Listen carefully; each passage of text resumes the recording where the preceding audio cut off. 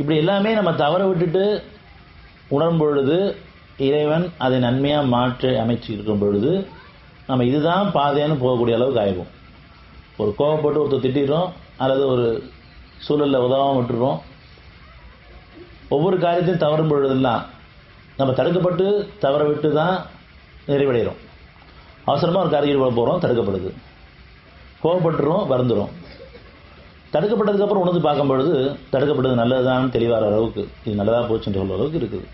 ஆனால் இன்னும் நம்ம அந்த உணர்வுகளிலே பயணம் கிடையாது. உணர்ச்சி இருந்தாலும் கூட அந்த உணர்ச்சியில் நம்ம தவற விட்டதை திருப்பி உணர்த்தும் பொழுது, அல்லது நானாக உணர தவறினாலும் கூட மற்றவங்களால் உணர்த்தப்படும் பொழுது அதுக்கு நான் மன்னிப்பு கேட்டு இவனே தவற விட்டுட்டேன், ஒரு அழகான வாய்ப்பு நீ ஏற்படுத்தியிருக்க, ஒவ்வொரு சூழ்நிலை தவற விட்டே இருக்கிறேன் உணர்ச்சியின் காரணமாக அப்படின்னு நான் பாவம்னு கேட்கும்போது இவன் அடுத்த ஒரு சூழ்நிலை இதோட அழகான சூழ்நிலை அமைச்சிருவான். உதவுறதுக்கும் நான் பொறுத்துக்கிறதுக்கும் சகிச்சுக்கிறதுக்கும் வாய்ப்பளிக்கலாம்.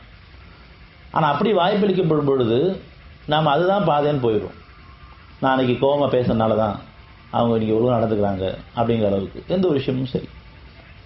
நான் இறைவன் பக்கம் திரும்பியதன் காரணமாக வருந்ததன் காரணமாகவும் அவள் மீத்தையவற்றை நன்மையாக மாற்றி ஒரு அத்தாட்சியாக நம்ம கொண்டு வரும் பொழுது அந்த சத்தியத்தில் உள்ள உண்மையில் உணராமல் நாம் இப்போ நடந்துக்கிட்டனால தான் கொஞ்சம் எச்சரிக்கையாக இருந்துட்டோம், தடுக்கப்பட்டுச்சுக்கு ஆனால் எச்சரிக்கையாக நினச்சிக்கிறோம். நான் சில காரியங்களுக்காக போகிறேன், தடுக்கப்படுது, ஆனால் எச்சரிக்கையாக இருந்துட்டேன், கவனமாக இருந்துட்டேன்னு சொல்லுவோம்.